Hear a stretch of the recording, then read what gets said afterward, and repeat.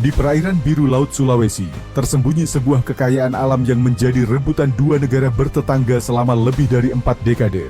Blok Ambalat, sebuah wilayah laut yang kaya akan minyak dan gas, telah menjadi simbol ketegangan antara Indonesia dan Malaysia. Konflik ini bukan sekadar perselisihan batas maritim, tetapi juga mencerminkan perjuangan kedua negara untuk mempertahankan kedaulatan dan mengamankan masa depan energi mereka.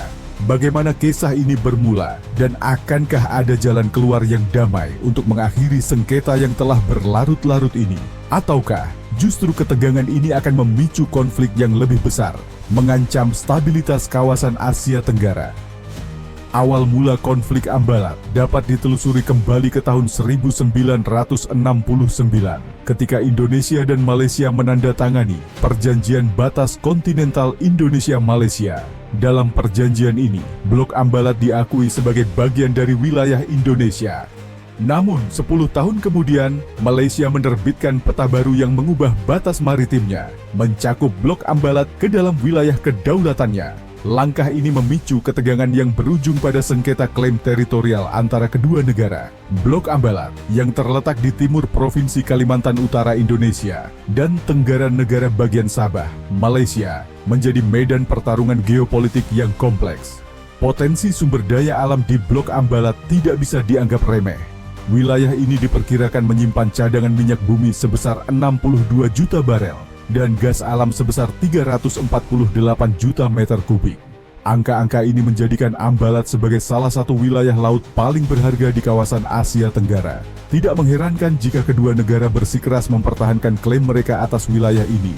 Namun, di balik kekayaan alam yang menjanjikan, tersimpan konflik yang penuh dengan intrik, ketegangan, dan upaya diplomasi yang rumit. Pada tahun 1982, Konvensi Perserikatan Bangsa-Bangsa tentang Hukum Laut (UNCLOS) memberikan kerangka hukum baru untuk menyelesaikan sengketa maritim.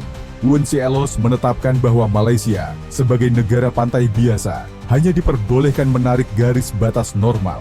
Sementara itu, Indonesia, sebagai negara kepulauan, diberikan hak untuk menarik garis pangkal yang menghubungkan titik terluar pulau-pulau terluarnya. Keputusan ini seharusnya menjadi dasar untuk menyelesaikan sengketa, tetapi kenyataannya justru memperumit situasi. Pada tahun 1999, Indonesia mengambil langkah tegas dengan memberikan kontrak eksplorasi minyak di Blok Ambalat kepada dua perusahaan besar, Shell dari Belanda dan Eni dari Italia. Langkah ini menunjukkan keseriusan Indonesia untuk memanfaatkan sumber daya alam di wilayah tersebut. Namun, pada tahun 2001, Shell memutuskan untuk melepas hak eksplorasinya, meninggalkan Eni sebagai satu-satunya operator di Blok Ambalat. Di sisi lain, Malaysia tidak tinggal diam. Pada tahun 2004, Petronas, perusahaan minyak nasional Malaysia, memberikan izin kepada Shell untuk melakukan eksplorasi di wilayah yang sama. Langkah ini memicu protes keras dari Indonesia, yang menganggapnya sebagai pelanggaran terhadap kedaulatannya. Ketegangan antara kedua negara mencapai puncaknya pada tahun 2005, ketika Malaysia menahan beberapa pekerja Indonesia yang sedang membangun mercusuar di Karang Unarang, Ambalat. Insiden ini memicu kemarahan publik di Indonesia dan memperburuk hubungan bilateral antara kedua negara.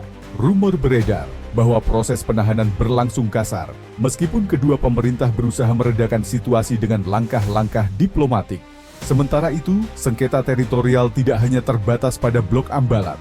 Dua pulau kecil, Sipadan dan Ligitan, juga menjadi sumber ketegangan antara Indonesia dan Malaysia.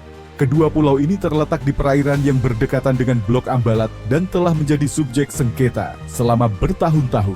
Pada tahun 2002, Mahkamah Internasional memutuskan bahwa Sipadan dan Ligitan menjadi milik Malaysia berdasarkan prinsip effective occupation. Keputusan ini menjadi pukulan telak bagi Indonesia yang terpaksa merevisi peta maritimnya. Namun, keputusan tersebut tidak menyelesaikan sengketa maritim di Blok Ambalat yang tetap menjadi sumber ketegangan antara kedua negara. Pada tahun 2008, Indonesia mengajukan permohonan kepada Komisi Batas Landas Kontinen Perserikatan Bangsa-Bangsa (CLCS) untuk meninjau kembali batas maritimnya. Langkah ini bertujuan untuk memperkuat klaim Indonesia atas Blok Ambalat dan wilayah sekitarnya. Namun, proses ini memakan waktu dan tidak serta-merta menyelesaikan sengketa. Selama bertahun-tahun, ketegangan di wilayah ini terus berlanjut, dengan kedua negara saling mengklaim hak atas sumber daya alam yang terkandung di dalamnya. Memasuki tahun 2023, muncul secercah harapan untuk menyelesaikan sengketa ini. Menteri Pertahanan Indonesia, Prabowo Subianto, dan rekannya dari Malaysia, Datuk Seri Utama Haji Muhammad bin Haji Hassan, menyatakan komitmen mereka untuk menyelesaikan sengketa perbatasan, termasuk Blok Ambalat. Kedua pihak sepakat untuk mendorong kerjasama antara Pertamina, perusahaan minyak nasional Indonesia, dan Petronas, perusahaan minyak nasional Malaysia.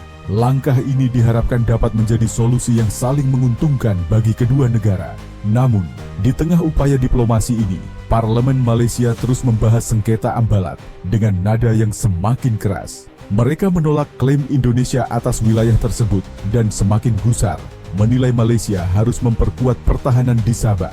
Para anggota parlemen mendesak pemerintah Malaysia untuk segera menambah alutsista dan meningkatkan keamanan. Khawatir dengan kehadiran Indonesia dan negara lain yang siap mempertahankan wilayahnya. Sikap ini menunjukkan betapa seriusnya Malaysia memandang ancaman terhadap klaim mereka di Ambalat, sekaligus mencerminkan ketegangan yang masih membara di antara kedua negara. Tantangan tetap ada. Kerjasama antara Pertamina dan Petronas membutuhkan kepercayaan dan komitmen yang kuat dari kedua belah pihak. Selain itu, kepentingan nasional dan tekanan politik dalam negeri dapat menjadi hambatan dalam mencapai kesepakatan yang adil. Apakah kerjasama ini akan mengakhiri ketegangan yang telah berlangsung puluhan tahun, atau justru memicu konflik baru? Hanya waktu yang akan menjawabnya. Sengketa Ambalat bukan sekadar persoalan batas maritim atau sumber daya alam. Ini adalah cerminan dari kompleksitas hubungan bilateral antara Indonesia dan Malaysia, dua negara yang memiliki sejarah, budaya, dan kepentingan yang saling terkait. Di balik ketegangan dan konflik, ada peluang untuk membangun kerjasama yang saling menguntungkan. Namun, jalan menuju perdamaian dan stabilitas di kawasan ini masih panjang dan penuh tantangan. Sengketa Ambalat mengingatkan kita akan pentingnya diplomasi, dialog, dan kerjasama dalam menyelesaikan konflik internasional. Kekayaan alam di Blok Ambalat bisa menjadi berkah atau kutukan, tergantung pada bagaimana kedua negara mengelola sengketa ini. Apakah Indonesia dan Malaysia dapat menemukan solusi yang adil dan berkelanjutan? Jawabannya terletak pada kemauan politik, kebijaksanaan, dan visi jangka panjang dari para pemimpin kedua negara. Sementara itu, dunia menunggu dan berharap bahwa Laut Sulawesi suatu hari nanti akan menjadi simbol perdamaian, bukan konflik.